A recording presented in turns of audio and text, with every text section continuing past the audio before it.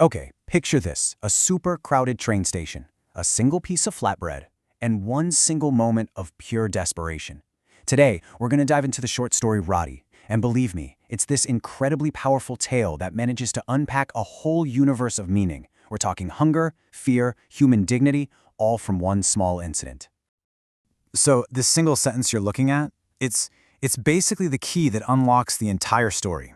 You gotta understand, the setting here isn't just some random backdrop. Nope, it's a pressure cooker. Seriously, every single piece of the urban struggle, the poverty, the absolute chaos, the way people just ignore each other, it's all packed into this one train platform, just waiting to explode.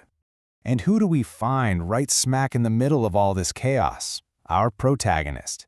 She's a middle-aged woman visiting from her quiet little village. I mean, think about it. She's used to a world of familiar faces, of shared values. So for her, this huge city isn't exciting. It's an alien world. And she is completely, and I mean dangerously, out of her element. And this right here, this perfectly captures the conflict that's just brewing inside of her. See, on one hand, she has this almost motherly, compassionate instinct, Her first thought is to share what she has. But on the other hand, the city is teaching her something else entirely, to be suspicious, to see every stranger as a potential threat. And that battle, right there between empathy and fear, that's really at the very core of her character. And at this point in the story, fear is winning, big time. She is just completely overwhelmed by this sea of unfamiliar faces.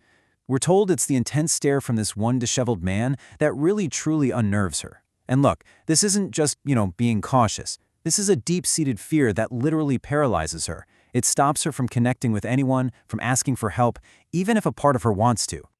So, this internal paralysis she's feeling, this tension between her instinct to be kind and this new fear, well, it's all setting the stage for the story's big, pivotal moment. It's an act that, on the surface, seems so simple, but trust me, it's loaded with complexity. An act that is about to change everything. And then it happens. Just like that. In a flash, the very man she was so afraid of lunges forward and literally rips the Rottis from her hands. It's so sudden, so shocking. It's this violation that just completely shatters whatever fragile sense of peace she was trying to hold on to. Okay, so her immediate reaction, and probably ours, right, is to scream thief. But the story wants us to pause for a second. It pushes us to ask a deeper question here. Was this really just a simple, calculated crime? Or was there something else, something much more primal driving him? And this, right here, is where the whole story pivots. It reframes his action. It's not about theft anymore. It's about survival. This wasn't done out of malice. It was pure, profound desperation. We're talking about a body just screaming for food, a primal instinct completely taking over. So see, he's not a villain in this story. He's just a man who's been pushed to the absolute edge by hunger. But honestly, the real shock of the story isn't even what the hungry man did. It's what the crowd does next. I mean, you'd expect them to jump in, to help the woman, to show some sympathy, right? But what actually happens is the complete and total opposite. Yeah. Instead of any kind of support, she is met with this solid wall of cynicism and mockery. It's unbelievable. The crowd doesn't see a victim who needs help. They see an opportunity for some cruel entertainment. And they immediately turn on her, twisting the whole situation in this just bewildering way. And this is where you can really see the tragic disconnect that's at the heart of this entire story. Look at the woman. She's trapped between her fear and her own compassionate nature. But what does the crowd see? A liar, a fool. And the man? He's driven by a desperate physical hunger. But to them, he's just another thief, an object to be judged and dismissed. There's this massive, massive gap between what's really happening and how it's being perceived. The crowd's reaction really exposes some incredibly ugly truths about this little pocket of society. They don't just ignore her distress, they mock it. They actually accuse her of making the whole thing up.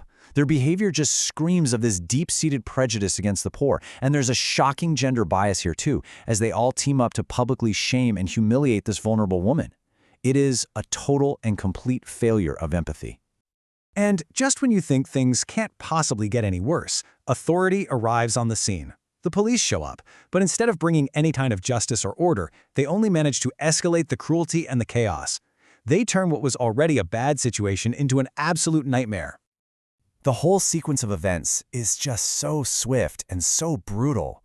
The police arrive, and without asking a single question, they just start beating the hungry man, mercilessly. Justice isn't even on the table. It's not a consideration. And then they turn on the crowd, using force to scatter everyone. It's clear that violence is the only tool they have, the only language they seem to speak. So what this is really showing us is that the system itself is broken. The authorities in this story, they aren't protectors, they're oppressors. They represent an institution that uses its power not to help the people on the margins, but to violently suppress them, all to maintain a cruel and unjust order. Okay, so let's pull back for a second. When you look at the bigger picture, you start to realize this story isn't really just about a stolen piece of bread. The man's physical hunger, that's just the entry point. It's a doorway into a much deeper, more profound kind of starvation that seems to infect pretty much everyone on that train platform. And this is the absolute heart of it, right here, that Rotti. It represents so much more than just food. It's a symbol for dignity, for justice, for simple, basic empathy. And when you look closely, you realize that in this story, everyone is starving for something. The man is starving for food, yes, but the woman is starving for safety and understanding. And the entire society around them, it's starving for compassion. So ultimately what Rotti does is it holds up this cracked mirror to a society that is just failing its most vulnerable members. It shows us a world where people are deprived not just of the basics like food, but also of the respect and the humanity they deserve. And it really forces us, to look at that ugly reflection and ask ourselves, do we see any part of our own world in that mirror?